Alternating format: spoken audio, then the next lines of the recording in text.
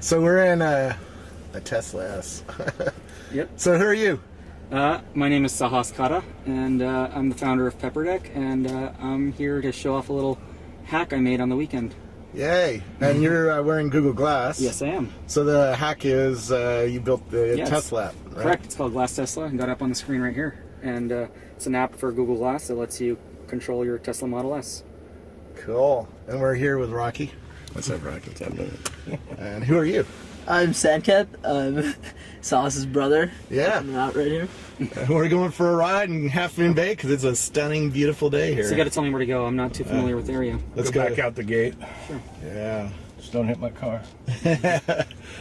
Loser BMW car. Don't want to lose that. Go the other way. Other way. There you go. Yep. Yep.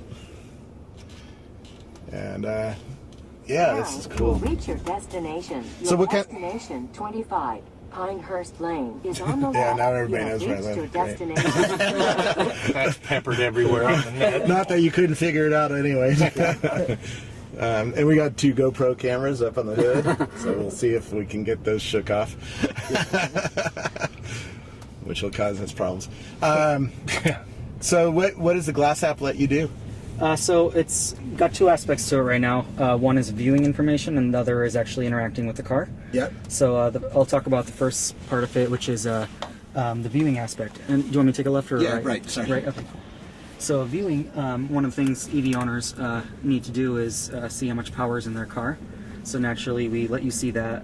We let you see how many miles of range you're going to get, the percentage of battery in there, how much longer until your car completes charging, the voltage and the amps of power going into your car at any moment. Yep. Those are a couple of the neat things you can take a look at. You can also see where your car is on a map, which is pretty neat.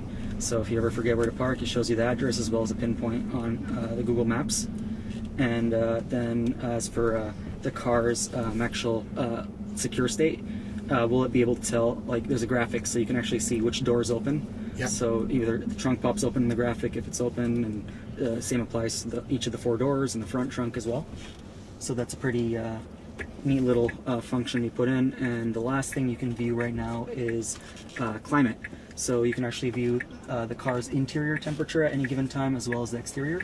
Is there any way to control that? Yep, absolutely. So all these parts that I just mentioned in terms of viewable information are all fully controllable. So it's a little warm in the back. Could you turn it up?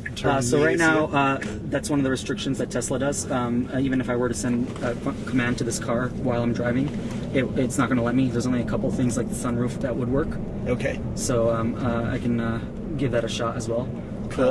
Actually, I'm not sure if I'm connected, so I can take a look real quick. Okay, so yeah, it looks like I'm connected, so I can give that a shot. So I can try the sunroof, for instance. See, sunroof. Okay, just press it. Yep. And we'll pull over in a little while. Yeah. Actually, let's take a little drive and then sunroof pull just over. up. Yeah, that's cool. Yeah. And let's pull over, and then you'll be able to demo it absolutely. a little bit better for me. But it's cool. Thanks. Close that sunroof. All right, now we're finally connected. Yeah. Back in Half Moon Bay. So what you're looking at over there is the lock screen, or the start screen of the app. Yep. And you can tap into it, and you get to your first card. And over here, you can actually see how much mileage you have on your battery at the moment. And you'll also be able to see how much longer it will take to finish charging if you're plugged in, or how much voltage and speed that your car is charging at. Yep. And if you swipe over, you'll be able to, and I'm doing this all on my glass, and this is just reflecting it on the mirror on my phone. Yep. So as you can see, we're on a map right now, and I think that should be pretty accurate. Yeah, it looks like that's exactly where we're parked right now. Yep. On Main Street. Yep. Prisma. So if you forget where you park, you can just look at it right there. And actually going back once on the charge card, when you are plugged in, you'll actually get a command on the screen here that lets you start and stop charging. Yep. And a lot of Tesla owners like having control of that, even if you own a Volt or any other electric vehicle, because charging rates are much cheaper in the night than they are in the peak hours during the day. So you may want to stop charging at noon and then start charging again around, maybe 11 or 12 p.m. Yep. So you can just do that from Google Glass. And you figured all this out just by looking around forums and figuring out what the Tesla... absolutely. Well, it was just really a couple of resources that were out there, and none of them, I don't think anyone had actually built an app for Tesla. This actually might be the first third-party one, regardless of whether it's for Glass or whatever it might be. I'm not sure if anyone has built an app for a third-party app for Tesla, so that's pretty exciting. Every time I mention I drive with my Google Glass on, people give me crap. What do you think about that? So right now we happen to be in a high-tech car, so I would actually prefer to use all the stuff here. But I generally do. This is not my car. I generally do drive a very old Lexus from about 10, 15 years ago. So for that, in the past, even though you're not supposed to, at some point you do end up having to fiddle with your phone just to figure out where you need to go or something of that nature.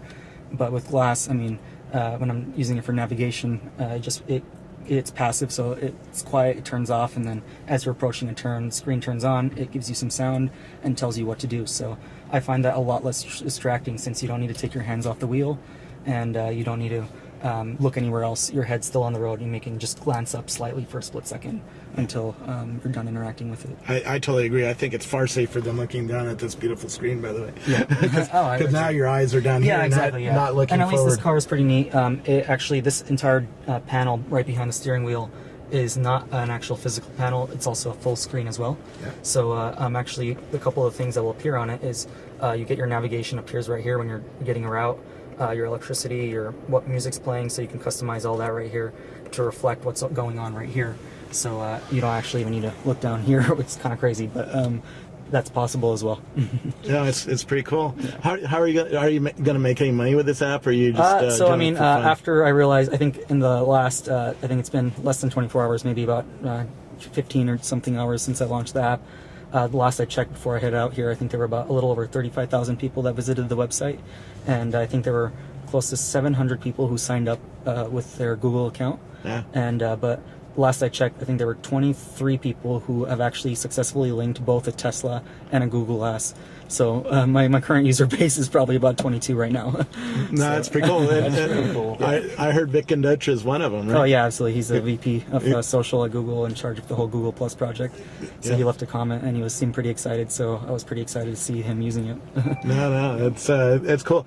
You know, there's only 3,000 Glass owners out there. Yeah, is that all they've delivered so far? Yeah, 3,000, 4,000, maybe. And Tesla's at probably about 5,000 or more than 5,000 Model S is delivered so far. So, I mean, in the Valley, I'm sure there's a decent overlap.